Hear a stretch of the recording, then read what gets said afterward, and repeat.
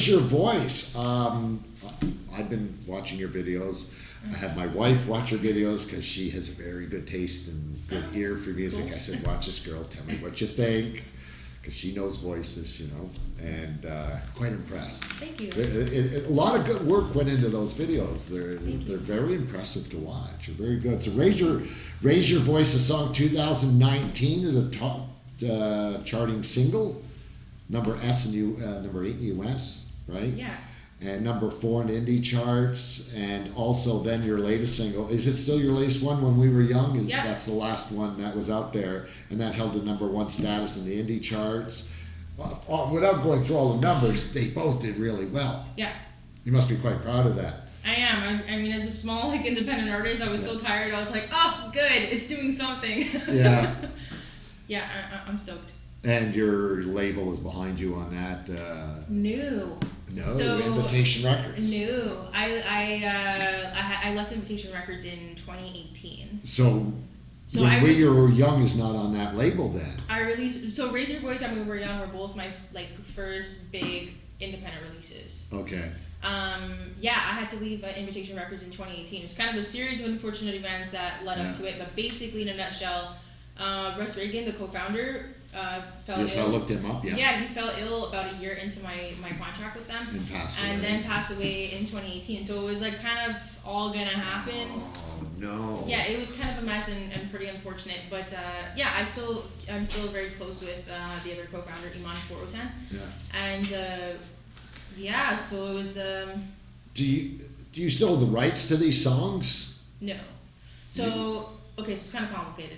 Well, one thing I know about contracts, record contracts, labels, as a friend of mine, musician, told me, he says, you read them twice. You read it when you sign it, and you read it when you sue them.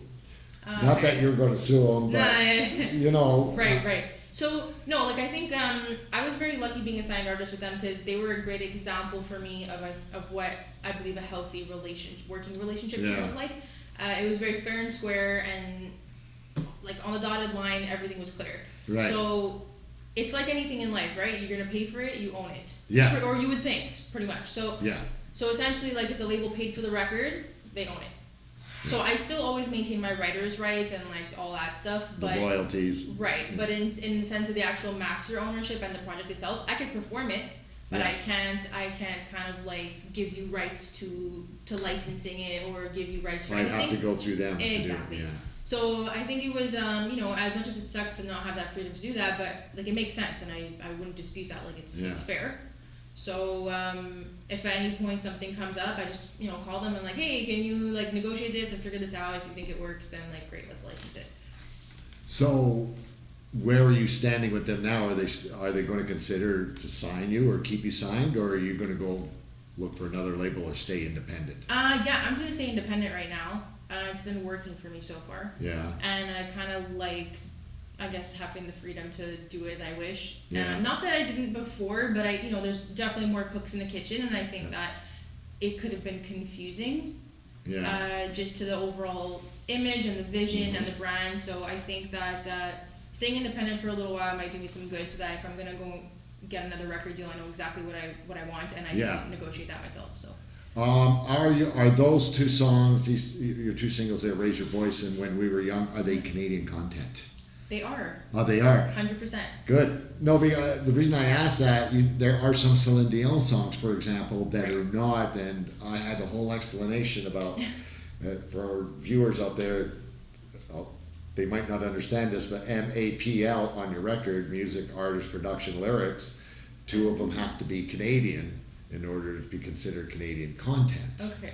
And that gets complicated. For example, you're a Canadian, but you recorded in the studio in the United States with American musicians, but you wrote the song, so it gets crazy. Now, did Canadian radio support and get behind you? Now, the reason I'm asking you that, I should know who you are, and I apologize. That's okay. I thank Frank for introducing me to who you are. I quit radio a couple of years ago, but some of the stations I worked at weren't always some of the music they played. You just didn't fall into that. Right. But we're our local stations here, Virgin Radio and The Beat, did they pick up your music and support you locally?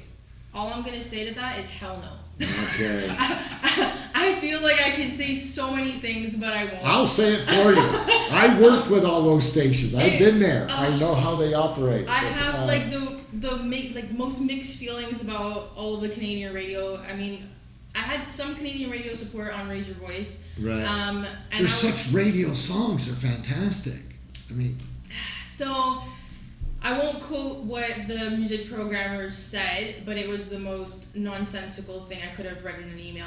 So it just like it made no sense. So I was like, okay, did you even listen to the song though? Like, no. did they, when they were given these songs, was it Yeah. through the invitation label, No. or was it as an independent? So first round, like the preliminary emails were from me. So Right. I'll assume my mistakes on that because like as an independent artist, you should never contact radio programmers, blah blah blah. They call that unsolicited material. Right. So Yeah. fine.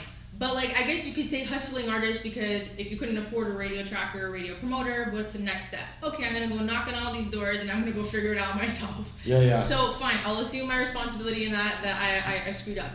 However, with Raise Your Voice, I hired a Canadian radio tracker and she did great work. Like she really tried and she did the best that she could. But there's this whole catch-22 that I'm not sure anyone ever has really addressed, or I've never heard said. Which is that to break into any local stations that, would report charting, you have to break into the top 100 BDS. But in order to break into the top 100 BDS, you need to be playing on those major stations. So it's the whole needing 5 years experience for a job and not getting a job. So you're caught into this kind of loop, and when I tried to inquire and just probe about like, okay, well, what's it going to take then to get into this top 100 or whatever? Oh, well, it's your personal relationship with the music programmers. So what does that mean? Yeah, that that means a lot. So, I mean, I was just like, oh, I see. Well, then, I guess I'm just going to go to our friendly neighbors, the Americans, and see what they have to say about that. You know what? If you make it big in the States, they'll pick you up here. And it's funny because I started in radio a long time ago. And what that meant is there was a few lines on the table, literally. And I won't mention names or stations. But Right. So it was kind of like my big reality check of, oh, these rumors are true. And I just kind of like didn't know what to do with that. But I'm like, when there's a will, there's a way. You'll push, you'll find another way. And I was like, at least I know I can sleep at night knowing I did the right thing. So no, you did. You did. And and I'm going to even reference a pandemic going on today where radio stations today are listenership is somewhat going up because people want to know what's going on. The other thing is they're losing advertising because the restaurants, the bars, and establishments can't afford to advertise because they're shut down. Right. But all the more reason, and this has been said before the pandemic and after, is you want to be a successful radio station, stay local, and that means local news. They got a newscast.